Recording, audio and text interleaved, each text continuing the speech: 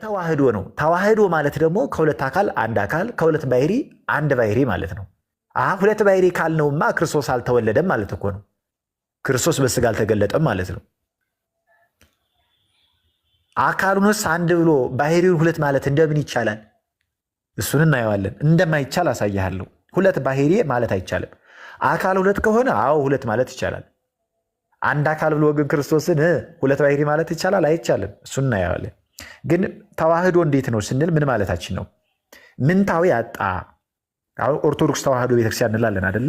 ተዋህዶ ማለት ይኸውልህ ክርስቶስ በተዋህዶ የከበረ ፍጹም ሰው ፍጹም አምላክ ነው የሚለውን ትምህርት ወንጌል የያዘች ቤተክርስቲያን ናት ማለት ነው። የክርስቶስ ማለት ነው። ክርስቲያን ማለት የክርስቶስ አካል ማለት ነው። ስለዚህ ይህ ቃል ተዋህዶ የሚለው ቃል መገናዘብ አጣ ማለት ምንታዊ አጣ፣ ሁለትነት አጣ። ይህም የቃል ገንዘብ ለስጋ የቃል ገንዘብ ምንድን ነው? አምላክነት። የስጋ ገንዘብ ደግሞ ለቃል ሰውነት። ፍጹም ሰው ፍጹም አምላክ ማለት ይህ ነው። የቃል ገንዘብ ለስጋ የስጋ ገንዘብ ለቃል ሆነ ማለት ነው። ስለዚህ ይህ ምስጢረ ስጋዌ ወይም ደግሞ ተዋህዶ ይባላል ማለት ነው። መለኮት ወይም ደግሞ ቃል በስጋ ወይም በትስብእት ከስጋ ጋር በመዋሃድ ከሁለት አካል አንድ አካል ከሁለት ባህሪ አንድ ባህሪ የሆነበት ታላቅ ምስጢር ነው። አካል ምንድን ነው? አካል የሚለው ቃል ለአምላክም ለሰው ይነገራል። ለምሳሌ ለሰው ሲሆን ምን ማለት ነው? አካል ማለት ቅድም ስለ አካል እያወራን ነበረ ቆሮንቶስ 12 ላይ አካል ከእግር ጥፍር እስከ ራስ ፀጉር፣ ራስ፣ እግር፣ ጥፍር በጅማት በቁርበት የተያያዘ በቆዳ የተለበጠ ፍጹም መልክ ያለው ነፍስ የተዋሃደው የባህሪ ስም ነው። አካል ማለት የግብር ባለቤት የሆነ የባህሪ ስም ከእግር ጥፍር እስከ ራስ ፀጉር ያለው አካል ይባላል። ለስጋ ለፍጡር ሲሆን አካል የሚለው ቃል ግን ለመለኮት ወይም ደግሞ ለቃል ለአብ ለወልድ ለመንፈስ ቅዱስ ሲነገር እንደ ሰው የሚታይ የሚዳሰስ የሚጨበጥ የሚወሰን ያይደለ ረቂቅ። እኛ እኮ ስጋውያን ስለሆነ ነው አይደለም። ስላሴ መላእክት እንኳን እኮ የሚዳሰስ የሚጨበጥ ስጋ የላቸውም፣ ረቂቃን ናቸው። ስለዚህ አካል የሚለው ለሰው ሲሆን ይህ ነው። ለስጋውያን ስንሰጠው ለስጋ ስንሰጠው ይህ ነው። ለአምላክ እሳ ስንል ያው እንደገለጥ ነው ማይታይ ማይዳሰስ። ይሄ አካል የሚዳሰስ የሚጨበጥ የሚወሰን ነው። ለአምላክ ሲሆን ደግሞ ከዚህ አንጻራዊ ተቃራኒ የሆነ ነው ማለት ነው። ኦኬ። ባህሪም ልክ እንደ አካል ለአምላክም ለሰውም ይነገርለታል። ለምሳሌ ባህሪ አምላክ አለ፣ ባህሪ ሰብም አለ። ባህሪ ማለት ምን ማለት ነው? ባህሪ ማለት መገኛ ስር ማለት ነው። ልብ ብለህ ያዝልኝ። ባህሪ ማለት መገኛ ስር ሲሆን አካል ስራውን የሚሰራበት መሳሪያ ነው። አካል ስራው የሚሰራበት መሳሪያ እሱ ባህሪ ይባላል። ለምሳሌ የኛ ስጋ አካላችን ከባህሪ ነው የተገኘው። ለምሳሌ ከባህሪያት አንዱ አፈር ነው። ዘፍጥረት 2:6 ላይ እንደምናየው ከአፈር አበጃጀው ይላል አይደለ? ዘፍጥረት 1:26 ላይ እግዚአብሔር ሰውን በምሳሌያችን እንደ መልካችን እንፍጠር አለ። ከዛ ከአፈር አበጃጀው ይላል። አንዱ አፈር ወይም ደግሞ መሬት፣ ይህ ባህሪ ነው፣ አካል የተገኘበት ማለት ነው። ማያዊ፣ እሳታዊ፣ ነፋሳዊና መሬታዊ ምንለው አካላችን ከባህሪያተ ስጋ የተገኘ ነው ማለት ነው። የአካል መገኛ ማለት የኛ አካል ከባህሪ እንደተገኘ ከባህሪ ስጋ እንደተገኘ ሁሉ ባህሪ ማለት የአካል መገኛ ተብሎ ይተረጎማል ማለት ነው። ሌላው አካልና ባህሪ፣ አካል ያለ ባህሪ አይሚን ባህሪ ያለ አካል፣ አካል ያለ ባህሪ ብቻውን አይቆምም። ባህሪን ከአካል ፈጽሞ መለየት አይቻልም። በነገራችን ላይ ልብ ብላችሁ ያዙልኝ። ቅድም ክርስቶስን አንድ አካል ብሎ ባህሪን እንደምን ሁለት ማለት ይቻላል ብያችሁ ነበረ። ለምን? ባህሪ አካል መገኛ ስለሆነ አንድ፣ ሁለተኛ ባህሪና አካል የሚለያዩ ነገሮች ስላልሆኑ ትርጉማቸው የተለያየ ነው። ነገር ግን መለያየት አይችሉም። ልክ እንደ ስርና እንደ ግንድ ማለት ነው። የተያያዙ ናቸው። አንዱ ከአንዱ አይቆምም ነው። እንዴ ስር የሌለው ግንድ አለ? የለም። ስሩስ ደግሞ ያለ ግንዱ ይኖራል? አይደርቅም? ይሞታላ። ግንዱ ከሌለ ይሞታል፣ ይደርቃል። አንዱ ያለ አንዱ አይሆንም። ስለዚህ ባህሪና አካል የተያያዙ ነገር እንደ ስርና እንደ አጽቄ የተያያዙ ናቸው ነው። ስለዚህ ሌላው ባህሪ ይባላል እንጂ አካል አይባልም። አካልም አካል ይባላል እንጂ ባህሪ አይባልም። አንዱ በአንዱ አይጠሩም። በየራሳቸው ቅውማን ናቸው። ባህሪ ግን አካል ስራው የሚሰራበት መሳሪያው ነው። ባህሪ ለምሳሌ እንደ ውሃን እስኪ ላሳያችሁ። ለምሳሌ ውሃ አካል አለው የለውም? ቢኒ አለው። በጣም ጎበዝ። ውሃ አካል አለው። ውሃ አካል አለው። እንዴት በምን ይታወቃል? አካሉ ለምሳሌ በጽዋ፣ በዋንጫ፣ በብርጭቆ፣ በባሊ ይወሰናል አይደለ? በጽዋ በዋንጫ ይታወቃል። የሚቀዳ የሚወሰንም ነው። ባህሪው ምንድን ነው? የውሃ ባህሪው ለምሳሌ ርጡብ ነው። ቀዝቃዛነት ባህሪው ነው። የደረቀው ማራስ፣ የራሰው ማበስበስ፣ የቆሸሸው ማጽዳት ወዘተርፈ ይችላል። ይህ ባህሪ ነው። የውሃ ባህሪ ምንድን ነው? የደረቀውን ማራስ፣ የራሰው ማበስበስ፣ የቆሸሸው ማጽዳት። ባህሪው ርጥበቱ ነው። ርጡብ ይለዋል። ርጡብነቱ። አካሉ ደግሞ በጽዋ በዋንጫ ይወሰናል። ለምሳሌ የውሃ ስንወስድ፣ ስለዚህ ባህሪ የአካል መገኛ ነው ምንለው ለዚህ ነው። አየህ አሁን አካሉን በጽዋ በዋንጫ ወሰንከው። እንግዲህ ላሳይፍ ምሳሌ ነው የምሰጥህ። አካልና ባህሪ ማይለያዩ እንደሆኑ አንዱን ከአንዱ መለየት እንደማትችል። ለምሳሌ በአንድ ዋንጫ ወይ በአንድ ጽዋ ውሃን ቀዳ። አካሉ በጽዋ ተወሰነ፣ በዋንጫ ተወሰነ። እሺ ባህሪውን እስኪ ከአካሉ ላይ ታሳየኝ። ያ በዋንጫ ውስጥ ያለው ውሃ አይቀዛቀዝም? የደረቀውን አያረስም? ባህሪው እኮ ይህ ነው። አሁን ክርስቶስንም አንድ አካል ብሎ ሁለት ባህሪ ማለት ምን ማለት ነው? በአንድ ዋንጫ ውስጥ ያለው ውሃ ሁለት ማድረግ ነው፣ መክፈል ነው ለሁለት። እንደዚህ ደግሞ አይቻልም። ለምሳሌ እሳት አካሉ በእንጨቱ ላይ ወይም ነበልባሉ ቦግ ሲል ይታያል አይደለ? ባህሪው ደግሞ ምንድን ነው? ውዑይ ነው፣ ያቃጥላል። ብሩህ ነው፣ ብርሃን ይሰጣል፣ ጨለማውን ያርቃል። አየህ ባህሪያት እንደ አካል ስለማይገለጡ ሁለት ልንላቸው አንችልም። ባህሪያት እንደ አካል ተገልጠው አይታዩም። የምናውቀው በምንድን ነው? ሲፋጅ ነው። ለምሳሌ የእሳት ባህሪ ለምሳሌ ያቃጥላል። ማቃጠሉን ታየዋለህ። ሲያቃጥል ነው የምታውቀው እንጂ ይታወቃል አቃጣይነቱ? በሙቀቱ ሲያቃጥል፣ በመፋጀቱ በሙቀቱ ሲያቃጥል ታየዋለህ። አካል ግን የሚታይ ነው። ለምሳሌ ቦግ ሲል እናየዋለን። ባህሪው ግን ይታያል? የእሳት ባህሪ አይታይም። በምንድነው ታዲያ ባህሪው የሚታወቅ? ሲያቃጥል፣ ጨለማውን ሲያርቅ። ውሃስ የደረቀውን ሲያረስ፣ የራሰውን ሲያበሰብስ፣ የቆሸሸውን ሲያጸዳ ባህሪው ይህ ነው። አካሉ ግን በብርጭቆ ይወሰናል፣ በጽዋ በዋንጫ ይቀዳል። ይህን ካለ ስለ ባህሪና ስለ አካል ክርስቶስ አንድ አካል አንድ ባህሪ ማለትን ማለት ነው። ይህን ነው እንግዲህ ማየት ያለብን። ክርስቶስ አንድ አካል አንድ ባህሪ ማለት መጀመሪያ ከተዋህዶ በፊት ሁለት አካል ሁለት ባህሪ ነበረ።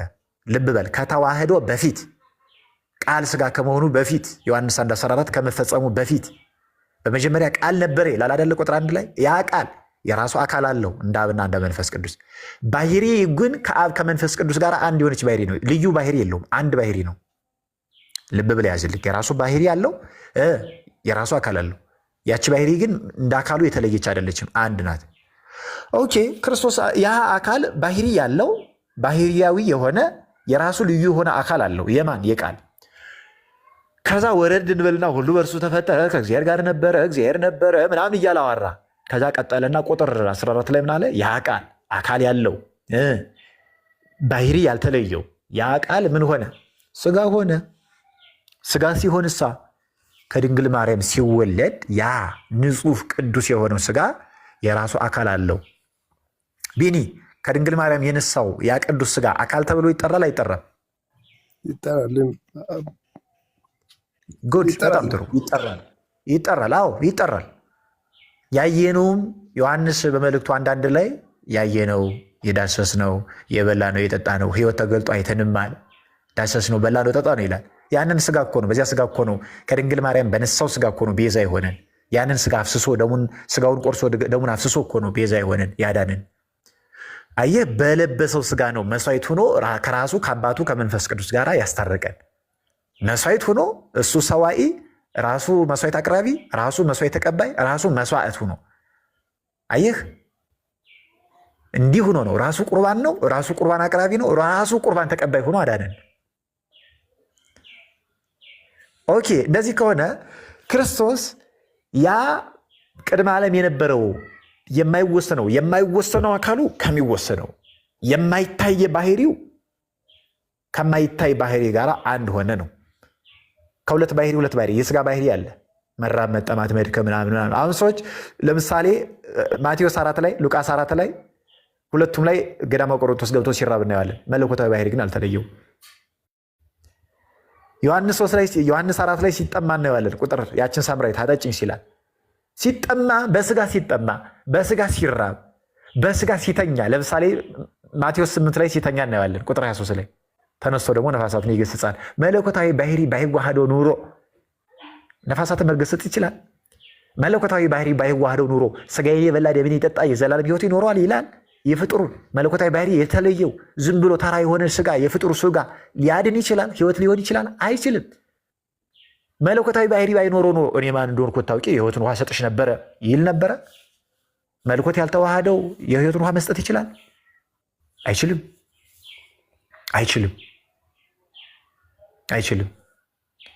አየህ፣ ለምሳሌ ያንን ዘውሩ ተወልደ የሚለውን እውር ሆኖ የተወለደውን ምራቅን ትፍ ብሎ በጭቃ ለጉሶ አይን ሳለለት ያዳነው፣ ለምሳሌ ልንጠይቃቸው እስኪ ያዳነው የትኛው ባህሪ ነው? ይሰማል አይደለ ቢኒ? እየሰማኝ ነው። መለኮታዊ ባህሪው ነው? ስጋዊ ባህሪው ነው? ረብሻችሁ ነው የዘጋሁት። እስኪ እንጠይቃቸው ይህን ለሚሰሙ ማለት ነው። የትኛው ባህሪን ያዳናቸው? ያዳነው ያንን ዕውር ሆኖ የተወለደውን ሰው መለኮታዊ ባህሪው ነው እንዳይሉን ምራቁን ባይቀባው ኖሮ አይድንም ነበረ። ምራቁ ብቻ ነው እንዳንል ደግሞ መለኮት ነው እንዳንለው፣ መለኮት ምራቅ የለውም፣ ስጋ ነው ምራቅ ያለው። አየህ፣ ግን ያ ምራቅ ያ ከክርስቶስ የወጣው ከአካሉ ከስጋ የተገኘው ያ ምራቅ መለኮታዊ ባህሪው ከስጋ ባህሪ ጋር አንድ ሆኖ ነው ያዳነው ማለት ነው።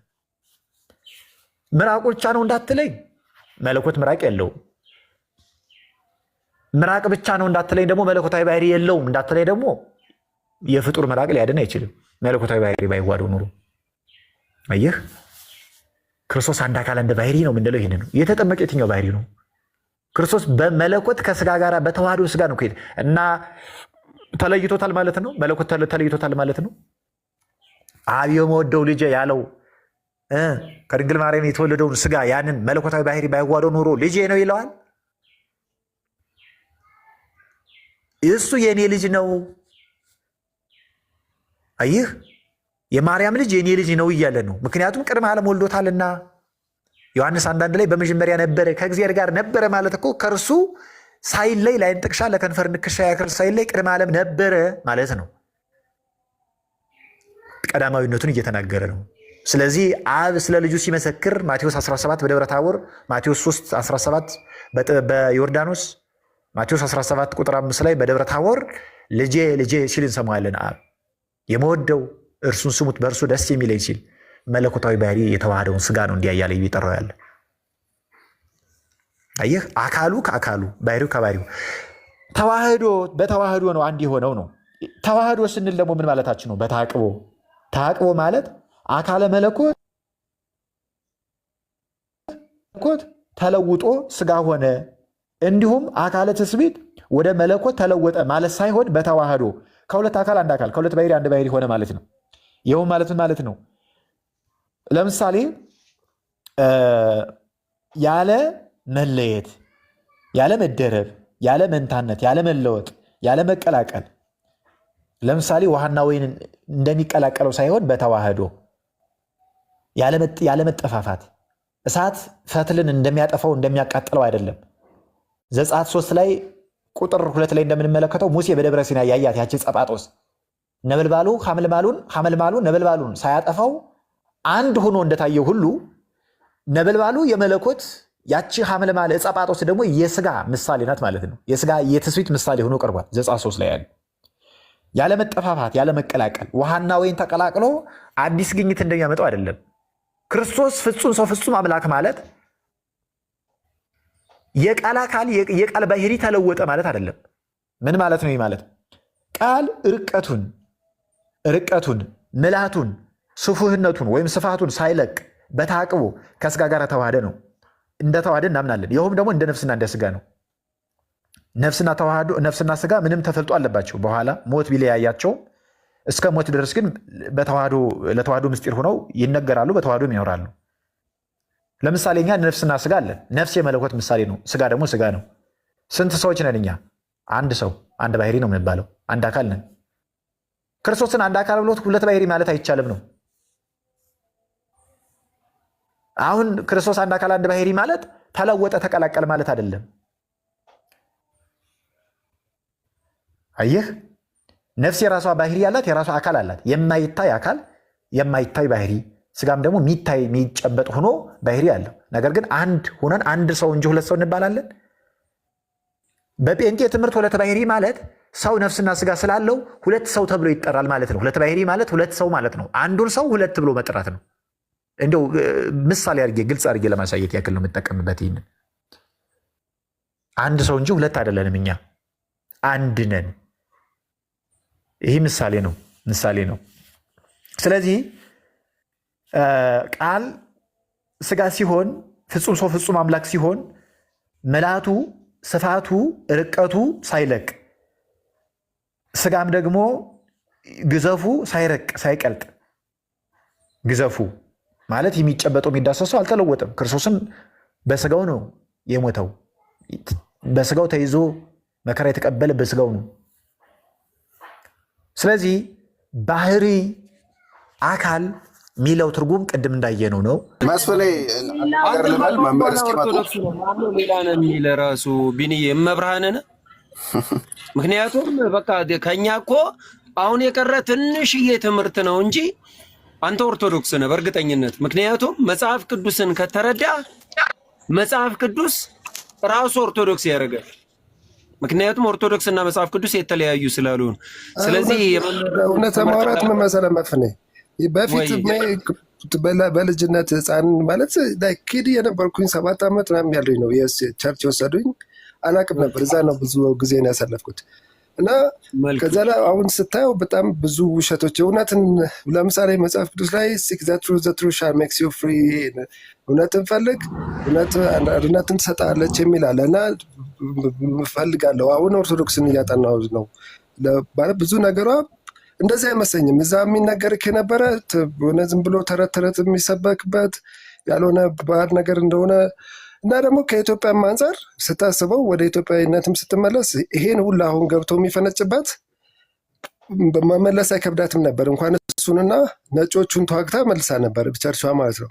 አሁን እንደዚህ ማላገጫ ስትሆን ያናዳልም። አንደኛ ኢትዮጵያዊነት ነው። እኔ ባላምንበትም ኦርቶዶክስ እንኳን ባለው ለኦርቶዶክስ ግዴታ ነው ክብር መስጠት። ይህንንም ሀገር ብንጠላውን ብንወድም ያቆየችው እሷ ነች እና ትልቅ ክብር አለኝ። የእናትና አባቴ እምነት ነው። እኔም ደግሞ እያጠናሁኝ ነው ማለት ነው። እውነት ነው። ጸንቶ በፖለቲካ ስለሆነ ነው የነሱ ማለት በጣም ፖለቲካ ይሰራበታል። እኛ ጋር ምንድነው አባ ገብረ ኪዳን አህቲ ድንግል የሚለውን መጽሐፍ እንደውም ለቢኒዬ በዛው ጋበዝኩ። የሆነች ኦርቶዶክስ አለች ከነሱ ራሳቸው የሰሯት ማለት ነው።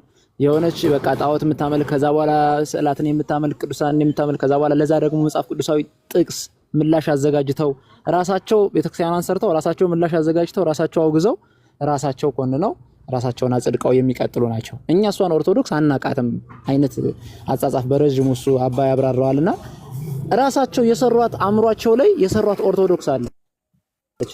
እኔ በጣም የሚገርመኝ ያና ነው። በቃ ራሳቸው አእምሯቸው ላይ የሰሯት ኦርቶዶክስ አለች። እኛ የሷን ኦርቶዶክስ አናቃትም ሲጀመር። እነሱ የሚሏትን እኛ አናቃትም። ጣዖት ስዕል የምታመልክ ቅዱሳንን የምታመልክ እኛ እሷን ኦርቶዶክስ አናቃትምና በፖለቲካ ነው ሰውን ተብትበው ይዘውት ያለ ነገር። እኛ ጋር ብዙ መጽሐፍ የማያውቁ ንጽጽር ላይ ያላያቸው ልጆች ቶሎ ብለው የሀገር ጣዖት ሞልቷቸው ቤታቸው ምናምን ይላሉ። ይሄ የምታየው አእምሯቸውን እንደዛ ነው የሚሞሉት እንጂ የሆነ ለማውራት እኔ ራሴ ነበረ የሆነት ለማውራት ማለት በፊት ፌሎሺፕ የሚባል ትምህርት ቤት ያለን ወንጌልን ለመድረስ ምናምን ተብሎ ደህንነት ተምሬያለሁ። ሲምቦል ኦፍ ጋድ የሚባል ቸርች 6 ኪሎ ካያው ግብጽ ባሲ አካባቢ እዛ ነበር የኛ ቸርች የነበረው እና ከደህንነት ስንማር ተምሬያለሁ። ጨርሻ ተጠምቄም ነበር እነሱ ጋር እና ምንድነው ይሄ ስንማር በመጀመሪያ አንቲ ኦርቶዶክስ አይነት አስተምሮት ነው። ከሪፈረንስ ለምን ቆይማ እውነትን መመስከር ከፈለግ የራስን እምነት ተመስርተህ ይሄ ነው እውነታው ብለህ መጽሐፉን ታስተምራለህ። ሪፈርም ኦርቶዶክስ ማድረግ አይጠበቅብም ነበር። እኛ ራሱ ወንጌል ስንሰጥበት የነበረው ፌሎሺፕ ወንጌልን ለመስበክ ተብሎ ብዙም ሳይገባኝ የነ ገብርኤል ስዕል አምላኪዎች ናቸው ምናምን እያለን ስዕሉን ይዤውላ ስናገር ትዝ ይለኛል።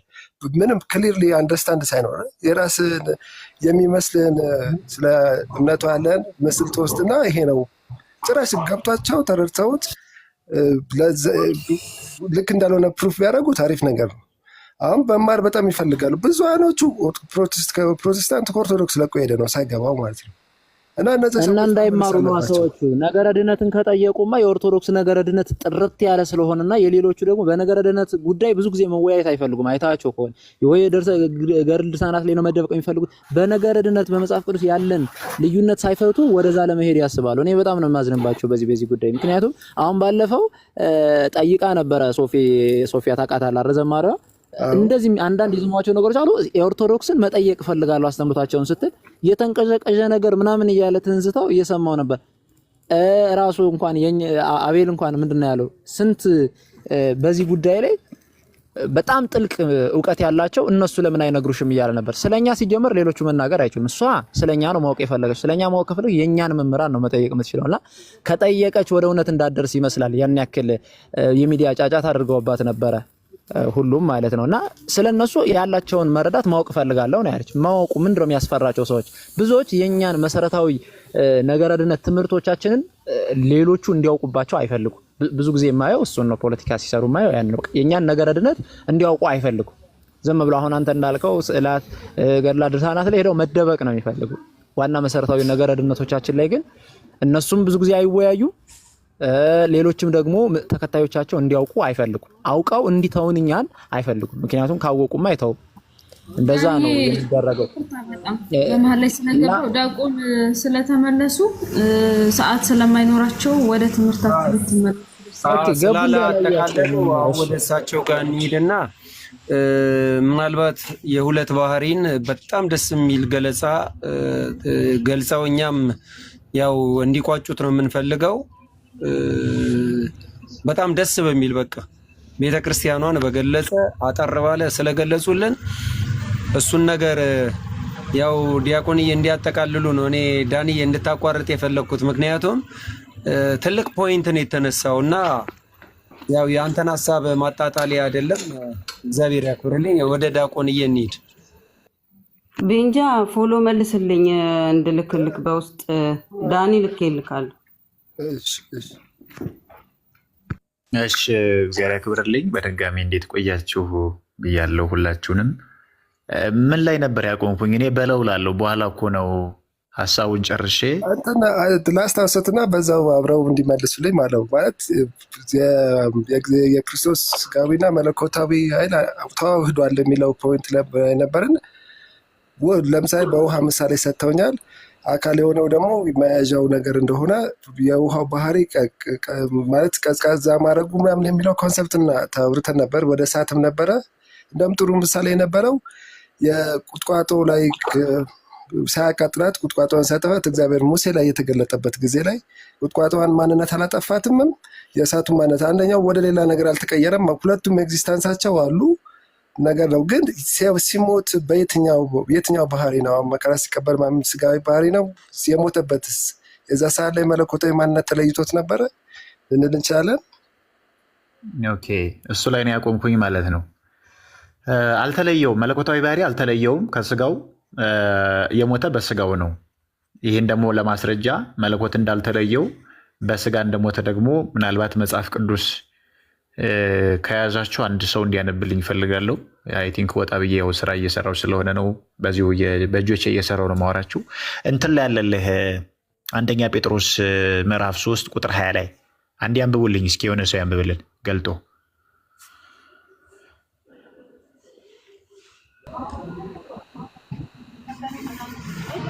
እያወጣው ነው ዲያቆን። በስጋው ሞተ፣ በነፍሱ ግን በወህኒ ለነበሩ ነፍሳት ሄዶ ሰበከላቸው ነው የሚለው ግን አውጭና አንብቢላቸው። እኔ ያው ስለማውቀው ብዬ ነው። ይቅርታ። ሞተ በስጋ ወሐዮ በመንፈስ ይላል። በስጋ ሞተ በመንፈስ ግን ሕያው ነው ይላል። በመንፈስ ሕያው ነው ያለ መለኮት እንዳልተለየው ነው። ይህ ሕያው ነው ማለት መለኮት እንዳልተለየው። በምንድን ነው ሞተ ያለው? በስጋ አንደኛ ጴጥሮስ ስንት ነው? ምዕራፍ 3 ቁጥር 20 መለኮት እንዳልተለየው በስጋ ነው የሞተው በስጋ ነው። እንዲያው በነገራችን ላይ ቅዱስ ጴጥሮስም ቅዱስ ጳውሎስም በጣም በዚህ ጉዳይ ራሱ መጣ ሲል በስጋ መጣ ይላል። ሮሜ 9:5 ላይ እንደዛ ይላል።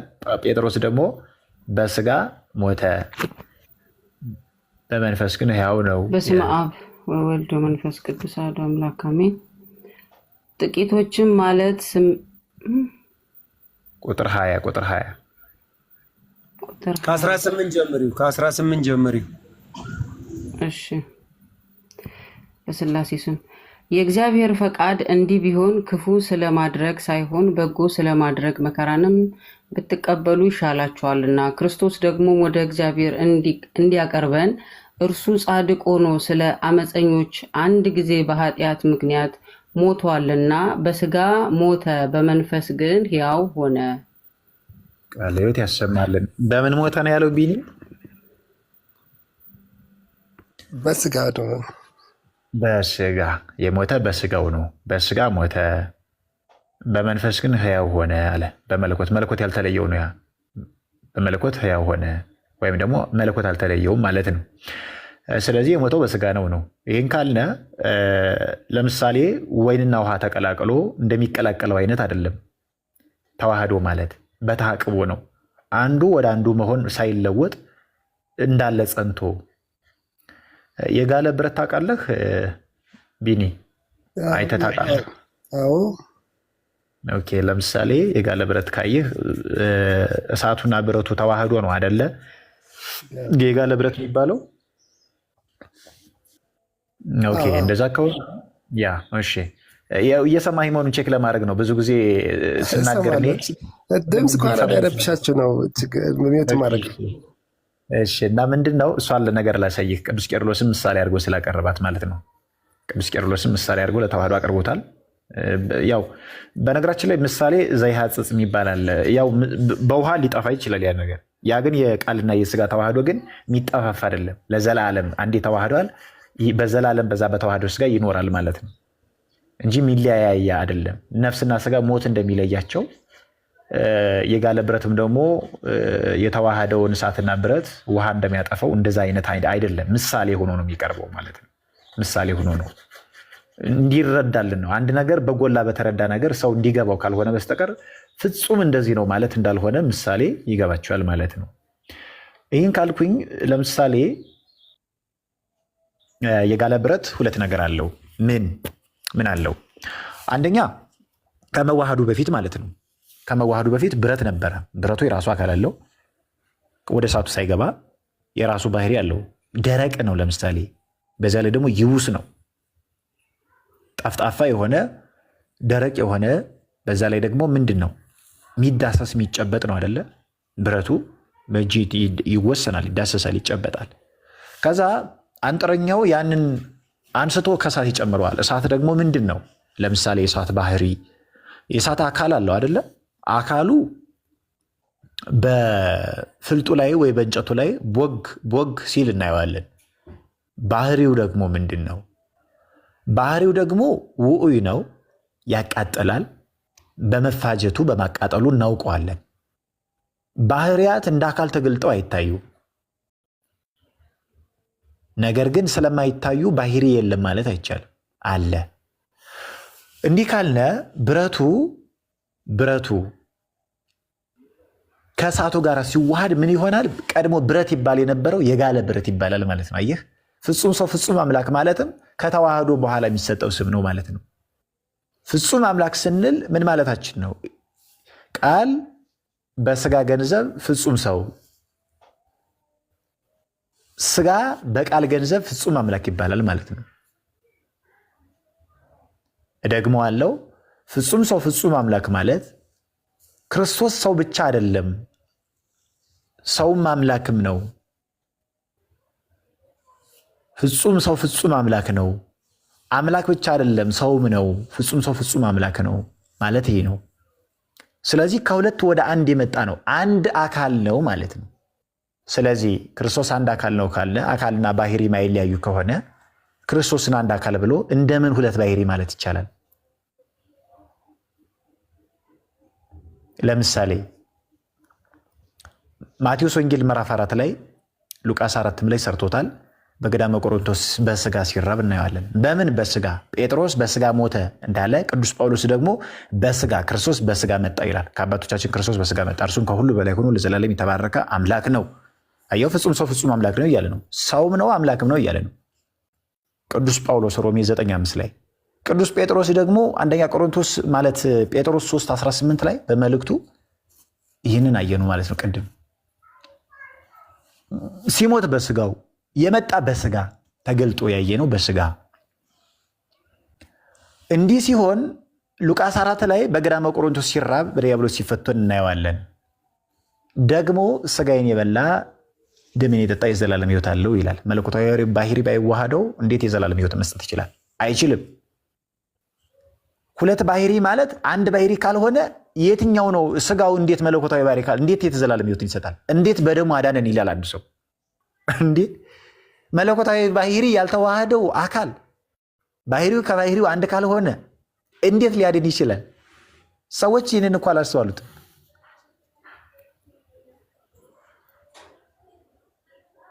በጣም ሩቅ ክህደት ነው ይሄ፣ በጣም ሩቅ።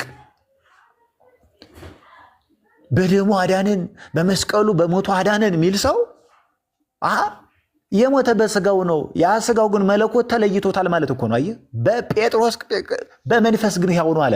መለኮት አልተለየውም ማለት እኮ ነው። መለኮት ከተለየውማ አልተዋህደው ማለት ነው።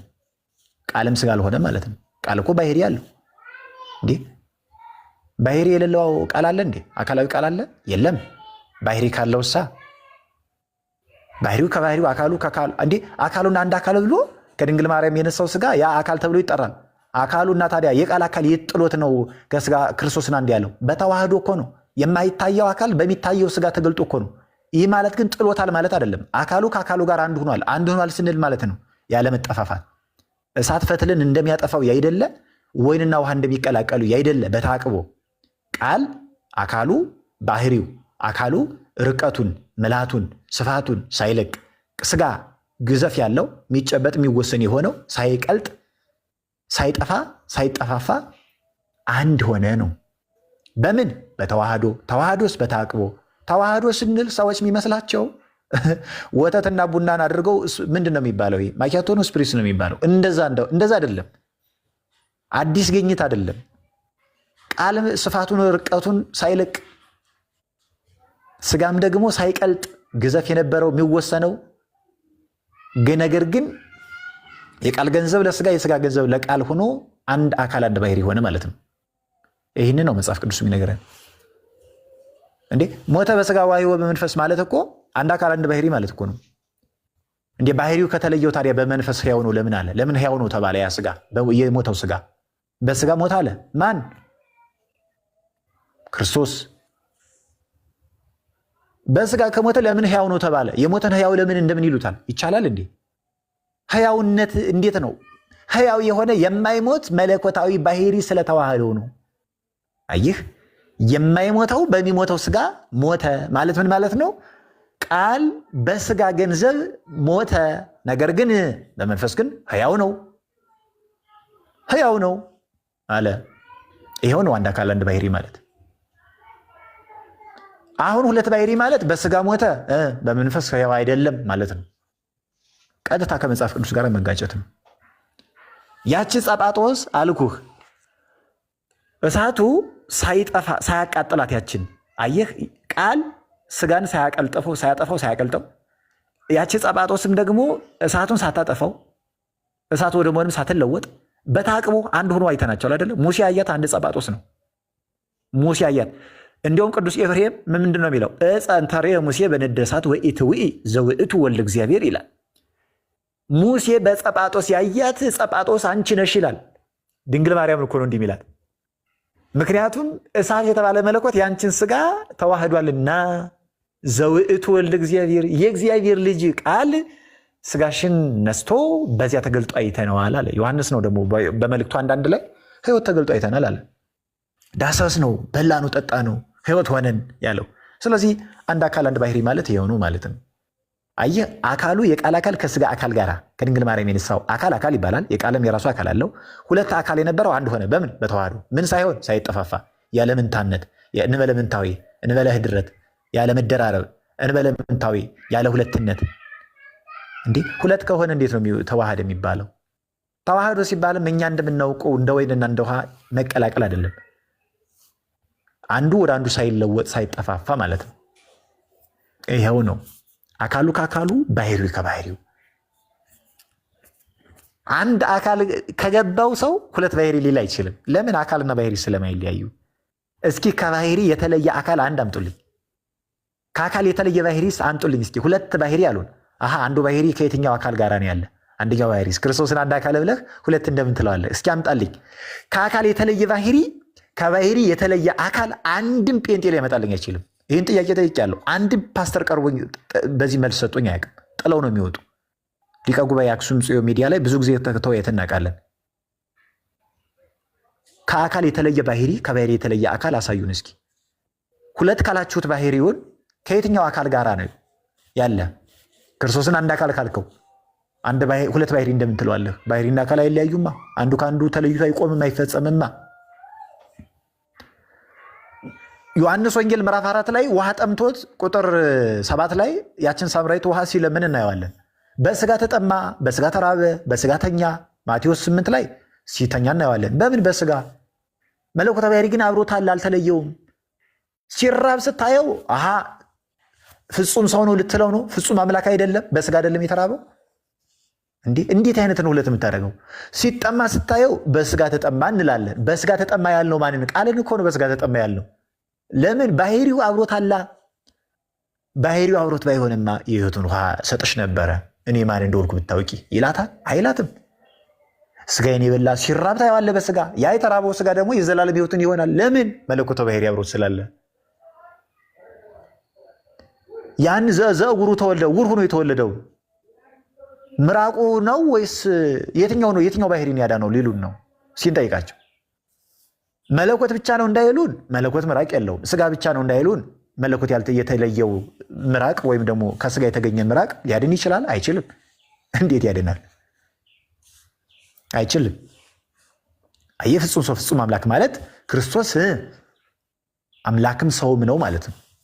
ይሄ ነው ተዋህዶ ማለት፣ ይሄ ነው ስጋዌ ማለት። ስለዚህ በዚህ ልክ መረዳት ያስፈልጋል ነው። በዚህ ልክ መረዳት ያስፈልጋል። ዮሐንስ ወንጌል ምዕራፍ 11 ላይ ለአልዓዛር ሲያለቅስ ነው ያለ። በስጋ አለቀሰ። መለኮታዊ ባህሪ ባይዋለው ኑሮ እንዴት ያስነሳዋል?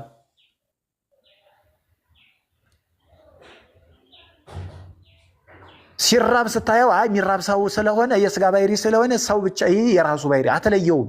ያ ስጋ እኮ መለኮታዊ ባህሪ አንድ የተዋህዷል ነው። ቃል ስጋ ከሆነ በኋላ ሁለት የሚባል ነገር የለም። ቃል ስጋ ከሆነ አለቀ። 14 ላይ ዮሐንስ 1:14 ላይ ይሄው ነው ተዋህዶ ማለት። ከዚህ ውጭ ሁለት የሚሉ ሰዎች ካሉ ይምጡና ከአካል የተለየ ባህሪ ያሳዩን። ከባህሪ የተለየ ከአካል የተለየ ሁለት ባህሪ የትና የት ላይ እንዳለ ያሳዩን። ከአካል የተለየ ባህሪ ከባህሪ የተለየ አካል ያሳዩን እና ሁለት ብለው ያሳዩን።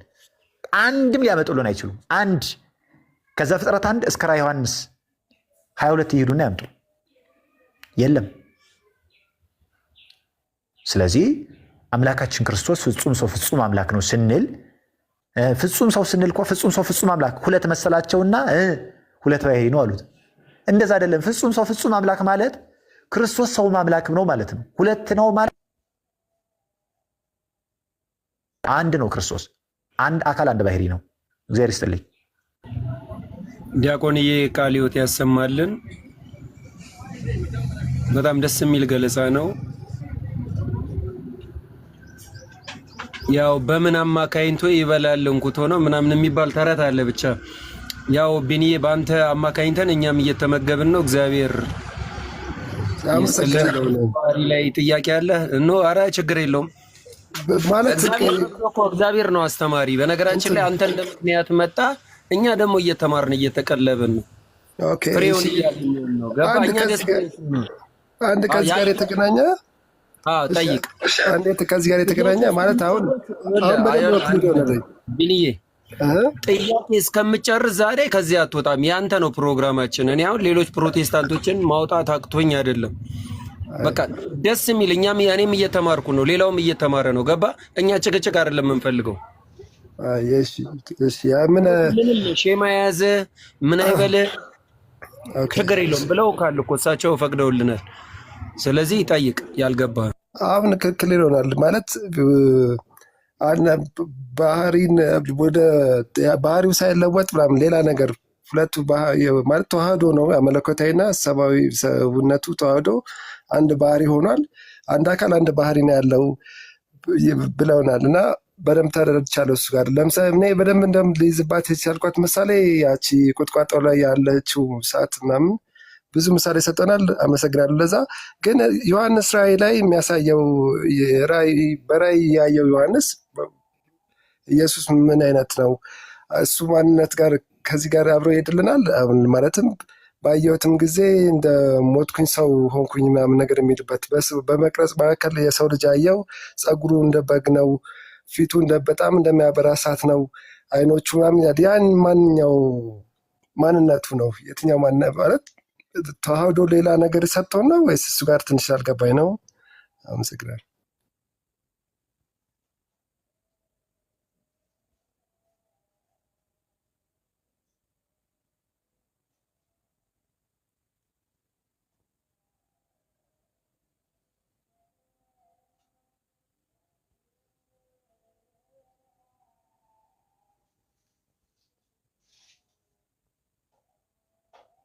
ዳቆን እያሉ ጸጥ አላችሁ። ኦኬ ሚዩት አድርጌ ነው ማወራው ማለት ነው። ይቅርታ። ዮሐንስ በራእዩ ያየው ልክ እንደ ደብረ ታቦር ነው። አስቀድሞ በደብረ ታቦር እንዳየው ማለት ነው። ቅዱስ ጴጥሮስ፣ ቅዱስ ዮሐንስ፣ ቅዱስ ያዕቆብ ሶስቱ ሐዋርያት በደብረ ታቦር በስጋው መለኮታዊ ክብሩ መለኮታዊ ግርማው ተገልጦ ነው ያየው። የሰው ልጅ በግርማ መንግስቱ ይመጣል ይላል አይደለም? ማቴዎስ 24 ላይ ልክ በደብረ ታቦር እንደገለጠላቸው ሙሴን ኤልያስን ጠርቶ ሶስቱን ሐዋርያት ይዞ ምንድነው የፊቱ መልክ ተለወጠ ይላል አይደለ? አይኑ የቀላ ሆኖ እንደዚህ ይላል ሙዚቃ ፀጉሩ እንዲበረዶ ነጭ ሆኖ ነደሳትነቱን አይቷል ዮሐንስ በራእዩ። ልክ በደብረ ታቦር ብርሃነ መለኮቱ እንደገለጠ ምንድነው ማየት ተሳናቸው አይደለም የሚለው ወተወለጠ ራእዩ አልባ ሲሆን ኮነ ጻዳ ከመበረድ ፊቱ መልኩ ተለወጠ እንደ በረዶ ነጭ ሆነ፣ ልብሶቹ እንደ በረዶ ነጭ የፊቱን መልክ ተለወጠ ይላል። አየህ ብርሃነ መለኮቱ እንደተገለጠ ሁሉ በደብረ ታቦር እዚያም ላይ ለዮሐንስም በስጋው ሆኖ አይለየውም ይላል። በቃ እንዴ ተዋህዷል ነው ግን ይሰማል። እየሰማኝ ነው። ኦኬ ዳኒ ሀሳብ አለህ?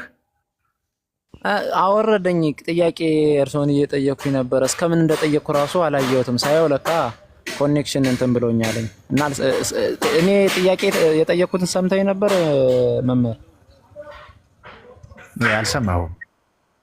ኦኬ አይ ቅድም መስፍኔ ለምሳሌ እንደ ጥቅስ አድርጎ አንስቶት የነበረው የምወደው ልጄ እርሱ ነው እርሱን ስሙ ሲል ልጄ ያለው ልጅነቱ ከበፊትም እንደነበረ በመዝሙረ ዳዊትም በምሳሌም ላይ አለና ልጄ ሲል ቃልን ነው ስጋን ነው ሁለት ባህሪ ያለው ካሉ ከተዋህዶ በኋላ ማለት ነው። አንድ ሁለተኛ እርሱ የጠቀሱት ደሜ እውነተኛ መጠጥ ነው ስጋዬም እውነተኛ መብል ነው ሲል አምላክ በባህሪው ደም ስጋ የለውም። ስለዚህ ደም ስጋ ያለው የቃል ባህሪ ነው። የቃል ባህሪና የስጋ ባህሪ በአንድ ካልሆነ እዚህ ጋር ደም ህይወት ደሜ እውነተኛ መጠጥ ነው ያለው የቃል የስጋ ባህሪ ነው ያ የስጋ ደም ነው ወይስ ስጋና ቃልና ስጋ ነው? እንደዛ ከሆነስ ደግሞ በምን አንድ ሆኑ? በተዋህዶ ካልሆነ እሱ ነው ሁለቱ ጥያቄዎች የነበሩ። ሲፈውስ በመለኮት ባህሪ ሲራብ በስጋ ባህሪ ከሆነ አሁን ለምሳሌ አሁን ቅድም እርሶ የጠቀሱት ምራቅ እንትን ብሎ አበጃጀና አይኑን በሰሊሆም መጠመቂያ ለታመቅ ሲለው አሁን ከዛ ጋር ያዳነው ማን ነው? ቃል ነው ስጋ ነው? ከዛ ጋር ሁለት ባህሪ ያለው ካሉ ማለት ነው። ሁለቱም ካሉ በምን እሱ ነው እንደ ጥያቄም አድርጌ እርሶ ተጠይቀው ካወቁ ይሄንን እንዴት ይመለሳል? አመሰግናለሁ። እሺ መልካም። ምናልባት ቅድም እንትን ብሎኝ ኔትወርኩ አስወርዶኝ መሰለኝ እንጂ እሱንም ሀሳብ እየሰጠው ነበረ። በጣም የሚጠቅም ሀሳብ ላይ መሰለኝ ኔትወርኩም የፈጠፈጠኝ። የሆነ ሆኖ ለአንተ ሀሳብ በኋላ ምላሽ እሰጣለሁ። ይህ ተዓቅቦ የሚለው በቂ ነው። ይህ ጥያቄ በነገራችን ላይ ለእነሱም ጥያቄ ሆኖ የሚቀርብ ነው። ሁለት ካሉ እኛ የምንጠይቃቸው ይሄ ነው። እስኪ ያሳይ፣ የትኛው ነው ያንን ዕውሩን የፈወሰው? ምኑ ነው? የትኛው ባህሪው ነው? ሁለት ባህሪ ካሉ የትኛው ባህሪ ነው የፈወሰው? ዝም ነው መልሱ ለእነሱ። ከዛ ውጭ መልስ የለም።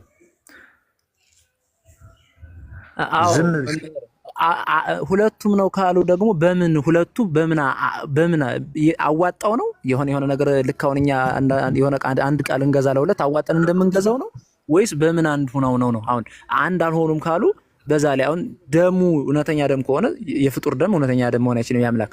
በምን ሁለቱ በምን አንድ ሆኑ የሚለውን አንድ አልሆኑም ካሉ በምን አንድ ሆነው ነው? ሁለቱ አዳናቸው ካሉ በምን አንድ የሆኑት በምን ነው የሚለውን ይመልሱልን ካሉ ከስር ላይ። መቼም ቢሆን ሊመልሱት አይችሉም። በቃ ይሄን ብዙ ጊዜ ጠይቀናቸዋል። አንዴ መልሰው ያውቁ የለም። ሁለት ይላሉ፣ ግን ሁለት ራሱ ማለት እንዴ ራሱ የባህሪን ትርጉም እኮ አያውቁም። ሚኒጉ ምንድን ነው? ባህሪ ራሱ ምንድን ነው? አካል ምንድን ነው? የለም። እንኳን እሱን ስለዚህ ጥልቅ ወደ ሆነው ነገር መለኮት ይሄ የትኛው ነው ስለ ባህሪ አንድነት ዘርዝሮ ለመግለጽ ያን እንኳን በቂ ምላሽ የሰጠኝ ሰው አላገኘውም እኔ እስካሁን።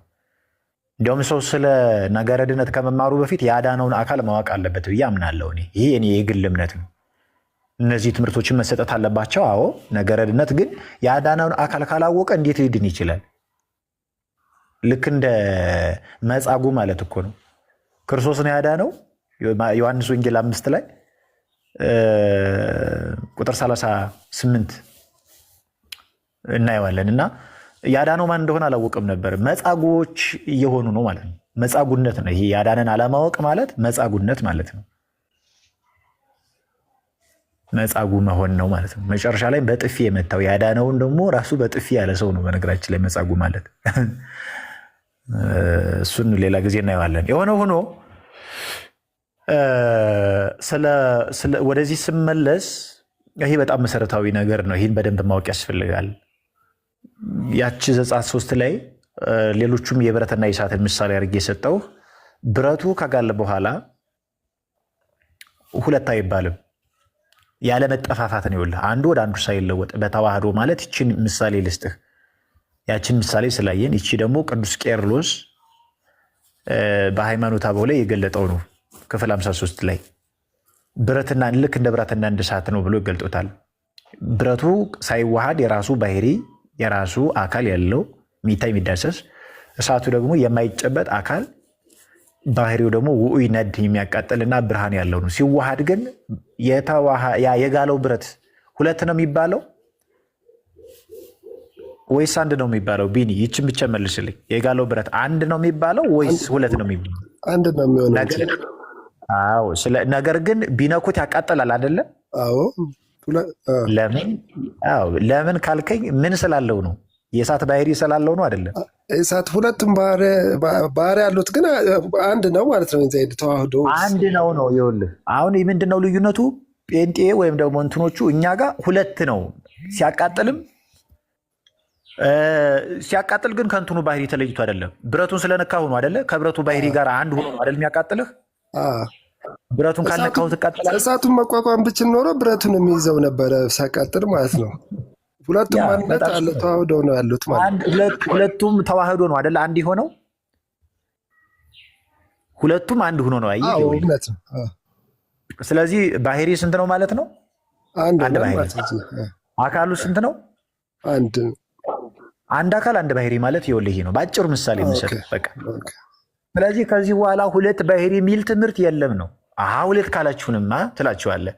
እሺ ያን ዕውሩን የፈወሰው ማን ነው? መለኮታዊ ባህሪ ነው? ስጋዊ ባህሪ ነው? አንድም ሰው አይመለስልህም። ፓስተሮችን ሄደህ ጠይቃቸው። በጣም ትልልቅ የፕሮቴስታንቲዝም ቴዎሎጂ የተማሩትን ጠይቃቸው፣ አይመልሱልህም። እኔ አግኝቼ ስለማቀር በጣም ብዙ አይ ቲንክ በመምህርነት ደረጃ ማለት በፓስተርነት ደረጃ 10 ወይ 10 ምናምን የሚሆኑ ሰዎችን አግኝቼ አውቃለሁ። አንድም መልሰውልኝ ያቆም ይህን ምላሽ። ስለዚህ ባህሪ ማለት ምን ማለት ነው? መጀመሪያ ባህሪ ምን ማለት ነው? አካል ምን ማለት ነው? ከተዋህዶ በፊት ሁለት ባህሪ ነበረ፣ ሁለት አካል ነበረ። ከተዋህዶ በኋላ አንድ አካል አንድ ባህሪ ማለት ምን ማለት እንደሆነ ዛሬ ተምርሃል። ሰው ከዚህ በኋላ በዚህ ትምህርት ጸንታ ያዝ። ከዛ ግን ይህን ከመለስኩልህ የቀረ ጥያቄ ካለ ጠይቅ። እኔ ለአንተ ዛሬ ጊዜ ሰጥቻለሁ። ስላሴ ትንሽ ከባድ ኮርስ ነገር ይመስላል። በደንብ ከዚህ በኋላ ማንበብ ማጥናት ይኖርብኛል። ትንሽ ይሄ ከባድ ነው። ስላሴ ትሪኒቲ በአንዴ መረዳት የሚከብድ ነገር ነው ማለት መረዳትም እንጃ የሚቻል ብላ ጋድን እንደማወቅ እንደማጥራት ስለሚሆን ከባድ ይሆናል ብዬ አስባለሁ። እማራለሁ ከዚህ በኋላ ብዬ እማራለሁ። እንደዚህ ይህ ገብቶሃል? አሁን የአካል ባህሪ አንድነት ገብቶሃል? በጣም ገብቶኛል። አመሰግናለሁ። ኦኬ፣ ይህ ከገባህ እንግዲህ አሁንም ቢሆን ስለ ትሪኒቲ ጥያቄ ካለህ ማንሳት ትችላለህ። ያው ላይክ በአንዴ ለመያዝ ከባድ ነው። እንትኑን ሀሳቡንም ባጠናለሁ በእንደዚህ ይሻለኛል ብዬ ነው። ዛሬ በጣም አሪፍ ነበረ። አመሰግናለሁ። ጥቅሶችን ጻፋቸው። አንዴ ልስጥህ አጥንታቸው እንድትመጣ ይሌ ነገር። እሺ ምስጢረ ስላሴ በብሉይ ኪዳን ብለህ ጻፍ።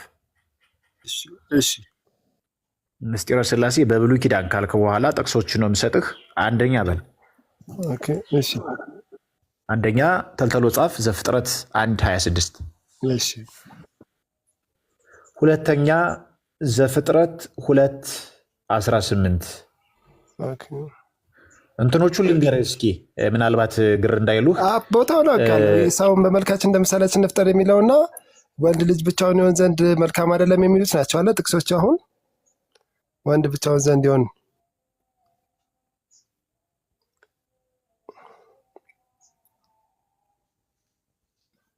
ዘፍጥረት 3:22 ይሰማል? ይሰማኛል። አዎ ተቋርጠው ነበር። እሺ፣ ሶስተኛ ዘፍጥረት 3:22፣ አራተኛ ዘፍጥረት 11:7። ኦኬ። ዘፍጥረት 11:7። አምስተኛ ዘፍጥረት 18:1። ዘፍጥረት 18:1። ስድስተኛ ኢሳይያስ 6:3።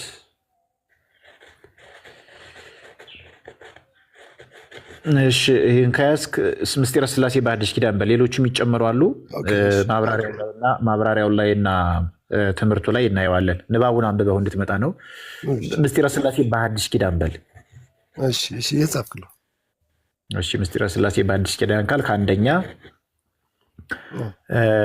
ሉቃስ 1:26 ነው። መንፈስ ቅዱስ ወደ አንቺ ይመጣል ብሎ መንፈስ ቅዱስን ከአንቺ የሚወለደው የልዑል እግዚአብሔር ልጅ ማለት ከአንቺ የሚወለደው ቅዱሱ የእግዚአብሔር ልጅ ብሎ እግዚአብሔር አብን የልዑል ኃይሉም ይጸለልብሻል ብሎ ልዑል ወልደ እግዚአብሔርን ወልድን እንዲህ ብሎ ገልጦታል ማለት ነው። ዘፍጥረት ማለት ሉቃስ 1:26 ካልክ በኋላ ሁለተኛ ማቴዎስ 3:17 ማቴዎስ 3:17 እሺ። ሶስተኛ ማቴዎስ 17:5 ማቴዎስ 17:5 አራተኛ ማቴዎስ 28:19 ማቴዎስ 28:19 አምስተኛ አንደኛ ጴጥሮስ ምዕራፍ 1 ቁጥር 1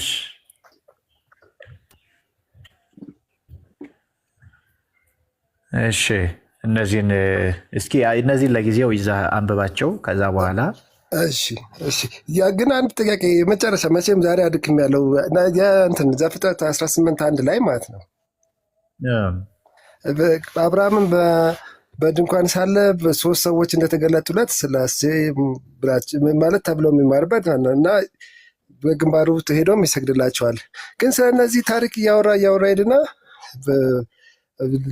ሚስቱ እንደምትወልድ ሳራ እንደምትወልድ የሚያወራና ስለ ምልጃ ይጀምራል። አብርሃም ማለት ነው ለለውጥ ምናምን ይማልዳል። ስንት ሰው ቢኖር ትምርሞ ይማይልና 19:1 ላይ ከዛ ጋር የተገናኘ ይሄ ዴፊኒት አርቲክል ነው የተጠቀመው ብሎ የሚያነሷት ነገር አለ። ሁለቱም መላእክት የሚለው ነገር።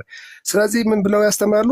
አንዱ እግዚአብሔር እያወራቸው ነበር፣ ሁለቱ ሰዎችም ወረዱ። እነዛ ሁለቱ ሰዎች የተባሉት ሁለቱም ብሎ 19:1 ላይ የጠቀሳቸው መላእክት ናቸው ብሎ ያስተምራሉ። በዚህ ምን ይላሉ? እሱ ያው የእነሱ ትምህርት ነው። ያ ሁለቱ መላእክት ሌላ ናቸው። አንደኛ ያማ ዘፍጥረት 19 ላይ ያለ ነው ሎጥ ጋር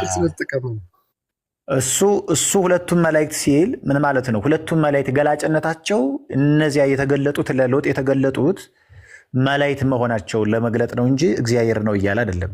ኦኬ እንደዛ ካሉማ እሺ፣ በእነሱም ሂደን ደግሞ እስኪ እንጠይቃቸው። አንዱ እግዚአብሔር ሆኖ ከሁለት መልአክ ጋር ተገለጠ ካሉ ትሪኒቲ የማይቀበሉ ሰዎች አብርሃም አንድ አድርጎ ይጠራዋል። እስኪ አንዴ እዝነትዬ አንዴ ክፈች። ማን ይክፈትልን ይሆን?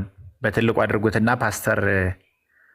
የፓስተር ጋዜጠኛ ጋር ከሚሉት ላይ እዝነትን ከላይ አድርጓትና ክፈቱልን እስኪ። ወይ የፓስተር ጋዜጠኛው መጽሐፍ ቅዱስ ከያዙ ይክፈቱልን አንዴ። ጌታዬ እያለ ይጠራዋል። ደግሞ አንድ እያደረገ ይጠራዋል። እግዚአብሔር ተገለጠለት አለ። ለምን ከመልአክ ጋር ተገለጠለት? ለምን እግዚአብሔር አለ? እግዚአብሔር ከመልአክ ጋር ተገለጠለት አይልም? እግዚአብሔር ተገለጠለት ካለ የተገለጠው እግዚአብሔር ከሆነ ለምን ከመልአክ ጋር መላእክት ለምን አላለም? እንደዛ ዘፍጥረት 19 ላይ እንዳለው አለው። ላንብበው። ስንት ላይ ነው ያሉት መምህር?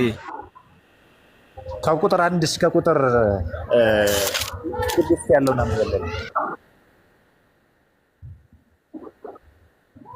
ዘፍጥረት ምዕራፍ 19 ነው 18 ምዕራፍ 18 ነው አይደል? ያው እሺ፣ ከአንድ እስከ ስንት ላንብበው? እስከ 7 ያለው ነው ላንብበውና ሲበቃ በቃ ይበሉ። እሺ እሺ። አብርሃምም የ99 ዓመት ሰው በሆነ ጊዜ እግዚአብሔር ለአብርሃም ተገለጠለትና እኔ ኤልሻዳይ ነኝ፣ በፊቴ ተመላለስ፣ ፍጹምም ሁን፣ ቃል ኪዳኔንም በእኔና በአንተ መካከል አደርጋለሁ፣ እጅግም አበዛሃለሁ። አብርሃምም በግንባሩ ወደቀ። እግዚአብሔርም እንዲህ ብሎ ተናገረው፣ እነሆ ቃል ኪዳኔ ከአንተ ጋር ነው፣ ለብዙ አሕዛብ አባት ትሆናለህ። ከዛሬ ጀምሮ እንግዲህ ስምህ አብርሃም ተብሎ አይጠራ፣ ነገር ግን ስምህ አብርሃም ይሆናል፣ ለብዙ አሕዛብ አባት አድርጌያለሁና፣ እጅግም አበዛሃለሁ፣ ሕዝብም አደርግሃለሁ፣ ነገሥታትም ካንተ ይወጣሉ። ቃል ኪዳኔ በእኔና በአንተ መካከል ከአንተም በኋላ ከዘር ጋር በትውልዳችሁ ለዘላለም ኪዳን አቆማለሁ።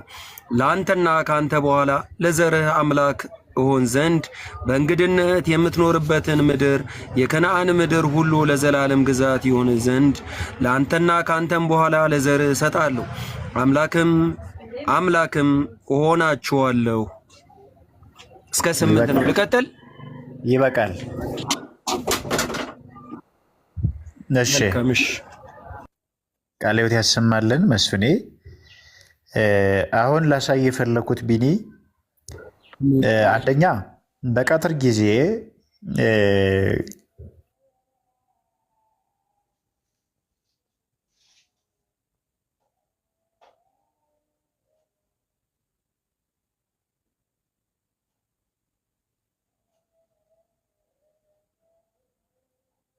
ተገለጠለት። ማን ነው የተገለጠው? እግዚአብሔር።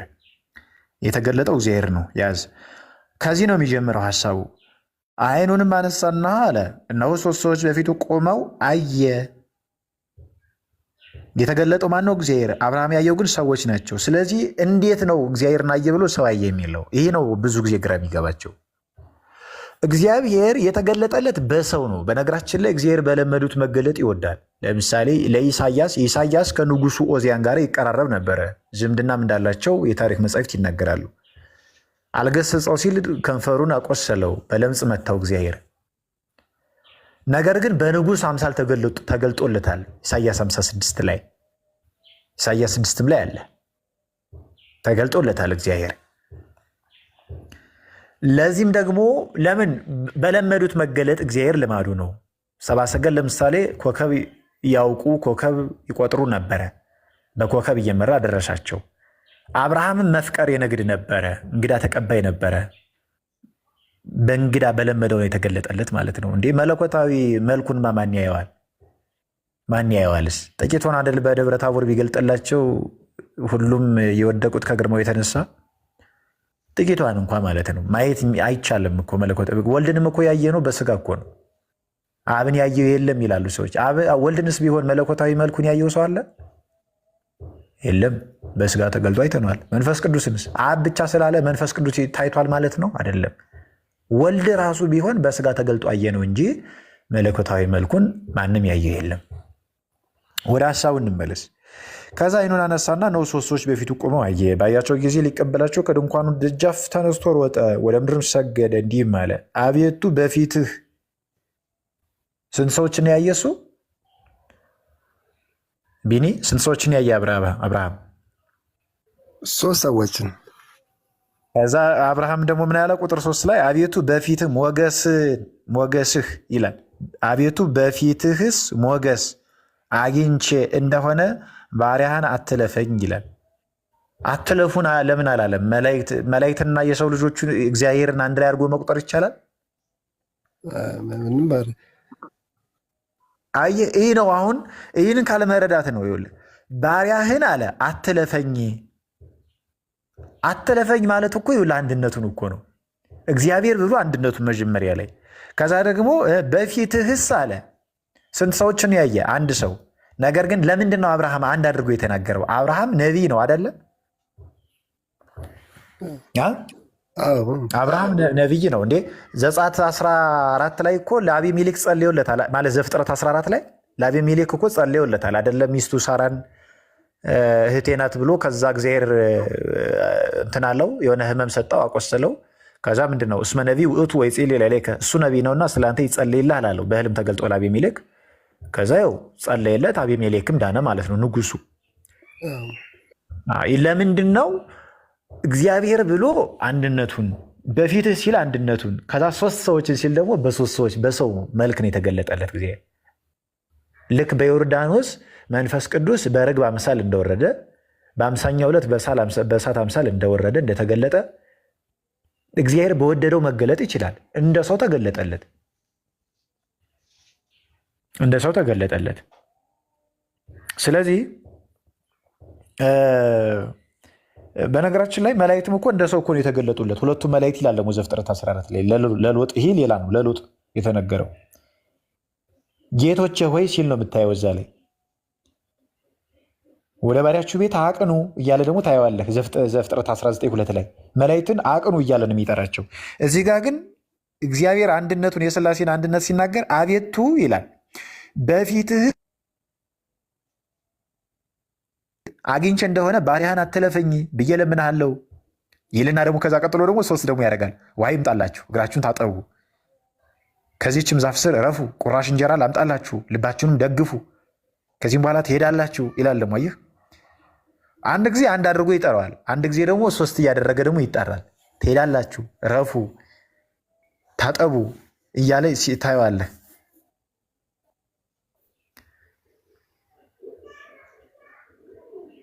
ይሄ ነው። ስለዚህ አንደኛ ጌታዬ በአላለም 3ነቱን ሲናገር ጌቶቼ አለ። አንድነቱን ደግሞ ሲናገር 3 ብቻ ይሄዳል። አንድነቱን ደግሞ ሲናገር እግዚአብሔር በመምሪያ አድባር ተገለጡለት አይደለም ያለው፣ ተገለጠለት። አንድ ሁለተኛ በፊትህስ ሞገስ አግኝቼ እንደሆነ አለ። በፊታችሁ አለ፣ በፊትህ ነው ያለው። አንድነቱን ሲናገር ነው ይሄ። አትለፈኝ አንድ ስለሆነ፣ አንድ ፈቃድ፣ አንድ ባህሪ፣ አንድ ስልጣን ስለሆነ እንዲህ እያለ ነው አብርሃም ስለ 3ነቱም ያወራል። አንድ ጊዜ 3 አንድ ጊዜ 1 አንድ ጊዜ 3 አንድ ጊዜ 1 እያደረገ ይናገራል። አንድነቱን 3ነቱን ማስረጃ ይሆናል ብለን ከመጽሐፍ ቅዱስ የምናነሳው አንደኛው ይሄ ነው ማለት ነው። ይኸው ነው። ስለዚህ ይህንን ካለ ማጠቃለያው ምንድን ነው? አንደኛ አብርሃም ሰግዷል። ስግደት ደግሞ የአምልኮና የአክብሮት ስግደትን አንድ ጊዜ ቀላቅሎ መስገድ አይቻልም፣ ተለይቶ ካልሆነ። አብርሃም ሲሰግድ ለእግዚአብሔርና ለመላክ አንድ ጊዜ መስገድ ይቻላል? ያ ስግደት ለእግዚአብሔር የሚሰገደው ስግደት ለመላክ ይሰጣል? ለመላክ የሚሰጠው ለእግዚአብሔር ይሆናል? አይሆንም። ለምሳሌ ኢያሱ መጽሐፈ ኢያሱ ምዕራፍ 5 ቁጥር 14 ላይ ኢያሱ ለመላክ ሲሰግድ እናየዋለን። ሎጥ ራሱ ሰግዷል በዚሁ 19 ላይ ቀጥሎ ባለው ምዕራፍ ጌቶቼ ይላል እኮ እንደው አይደለም እና ጌቶቼ ብሎ የጠራቸው መላእክትንም ጨምሮ ነው ማለት ነው ከጌታ ጋራ። በእርግጥ ሎጥ ጌቶቼ ሆይ ሲል እናየዋለን፣ እያከበረ ነው። እና እግዚአብሔርንም መላእክትና እግዚአብሔር ከሆኑ እግዚአብሔር ከመላእክት ጋር ተገለጠለት ለምን አላለም? እግዚአብሔርስ ደግሞ ለእግዚአብሔር የሚገባው ስግደትስ ለመላእክት እንዴት ይሰጣል? ወይ አይ ለአንዱ ተሰገደ አላለም። ይህንስ ይመልሱልናል። ይህ የሚሉ ሰዎች ይህን አላስተዋሉትም። ከዛ ግን ሁለቱም መላእክት ወደ ሶዶም አቀኑ የሚለውን ይዘው ሁለቱም መላእክት በመሸ ጊዜ ወደ ሰዶም ገቡ። ሎጥም በሰዶም በር ተቀምጦ ነበረ። ሎጥም ባያቸው ጊዜ ሊቀበላቸው ተነሳ ሚለውን ይዘው አይ እግዚአብሔር ከሁለት መልአክ ጋር ተገልጦለት ነው አሉ። ኦኬ፣ እንደዛ ከሆነ ለመላክ የሚሰገድ ለእግዚአብሔር የሚገባው ስግደት ለመላክ ይገባል?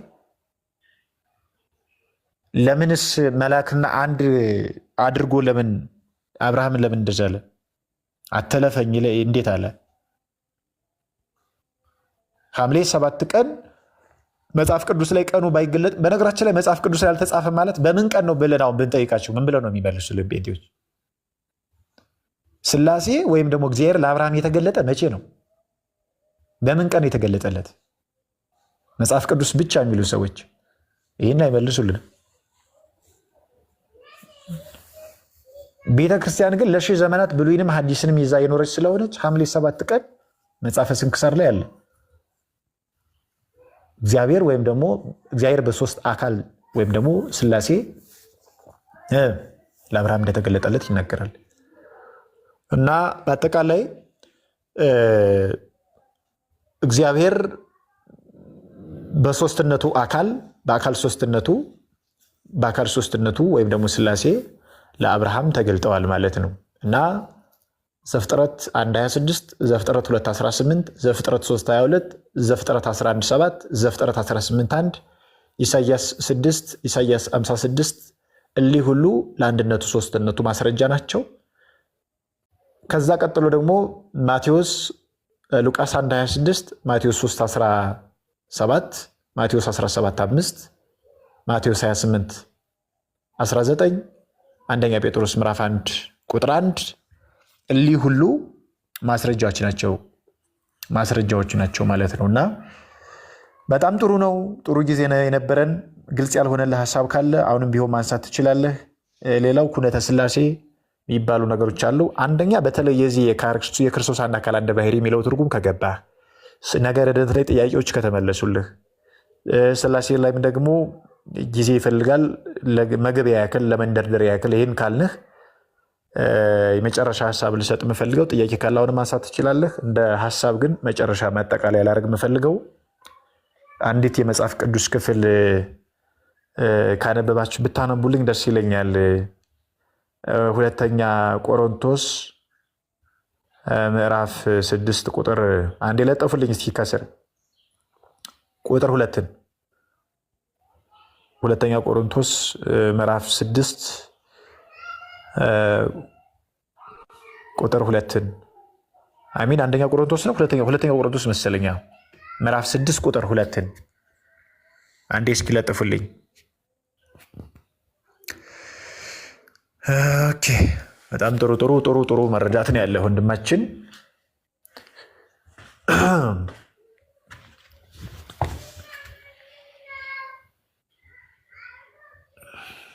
ለጥፉልኝ አንዴ። ሁለተኛ ቆሮንቶስ ምዕራፍ 6 ቁጥር 2 በተወደደ ሰዓት እግዚአብሔር ያክብርልኝ። ዳኒ ሰማሁህ በመዳንም ቀን ረዳሁ ይላልና እነሆ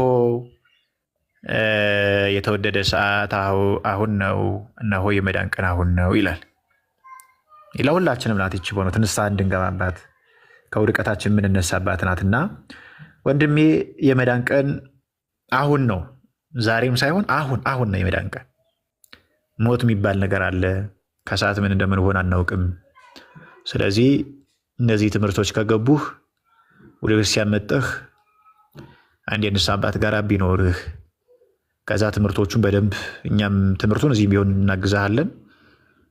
ትምህርቶቹን በደንብ ብታጠናቸውና የመዳን መንገድህን ብትጀምር ከአሁን ሰዓት ጀምሮ ያው ጀምረዋል፣ በእርግጥ በትምህርት ጀምረዋል፣ ግን በተግባር የሚገለጥ ቢሆን ምክንያቱም እንዳልኩ ምንም አይታወቅም። ብዙ ፈተናዎች ይመጣሉ። ወድቆ ሆስፒታል መታከም አለ፣ መግባት አለ፣ እጅ እግር ሳለ መንቀሳቀስ በሚቻልበት በእርግጥ እዛም ቢሆን አይደረግም ማለት አይደለም። ግን ሁሉም እንደው እንደ ልብ የሚቻለው ያው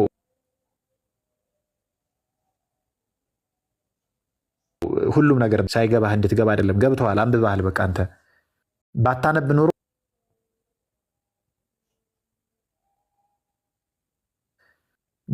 ኖሮ ጊዜ አትስጠው። ሞት መምጫው አይታወቅም። ቀጠሮ አይሰጥም። ተሎ ብለህ ተጠምቀህ አምነህ ተጠምቀህ ትምህርቷን ተምረህ ተጠምቀህ ምስጢራቱን ተቀበለህ የክርስቶስ አካል ብልት ሆነህ በምግባር ጸንተህ ከነቤተሰብም ካለ ከነቤተሰብህ ሌሎቹም ሁሉ የምትጠቅም ሰው ትሆናለህ ብዬ አስባለሁና የመዳን ቀን አሁን ነው። ጊዜ አትስጠው ለማለት ነው።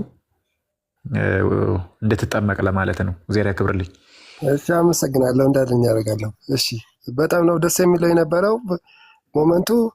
እንደዚህ ታግሰን እኮ እነሱም ታግሰው ያው ፊጎ አለ፣ አንዳንድ ጊዜ አልሸነፍም ባይነት አለ እንጂ እውነት አይጠፋብንም ነበር እንደዚህ ብንወያይ ኖሮ ከመጀመሪያውም ማለት ነው። ለመጋባት እነሱ ጋር አሁን ለምሳሌ መጽሐፍ ቅዱስ ላይ ጢሞቴዎስ ላይ ነው መሰለኝ አንድ መጽሐፍ ከዚች መጽሐፍ ውጭ እንዳትወጣ የሶላ ስክሪፕቸሯ በሚል አይነት አስተምሮት አላቸው። ስክሪፕቸር ኦንሊ 66ቷ ብቻ በዛች መልስ አገኛለሁ ብሎ መከራ ማየት እና መጽሐፍ ቅዱስ ላይ ጢሞቴዎስ 3:23 ላይ ይሁን የእግዚአብሔር መንፈስ ያለባቸውን መጽሐፍ ለአስተምሮት ተጠቀሟቸው የሚል አለ እና አንዳንዴ ተጣመን ነበር የምንረዳው። ለምሳሌ ራእይ መጨረሻ ላይ ከዚህ መጽሐፍ የጨመረ ስለ ትንቢት መጽሐፍ ነው የሚያወራው። እዛ ጋር ግን እነሱ ሌላ መጽሐፍቶችን እንዳይት ኦርቶዶክስ መጠቀሟ ነውር አድርገው ይገልጹ ነበረ። አሁን ተረድቻለሁ። በጣም እየተማርኩ ነው እንዳሉኝም አደርጋለሁ። ቸርችም አለ እኛ ሰፈር ሄዳለሁ፣ ቤተክርስቲያን ማለት ነው። አመሰግናለሁ። በጣም ሁላችሁንም ደስ ብሎኛል። አመሰግናለሁ።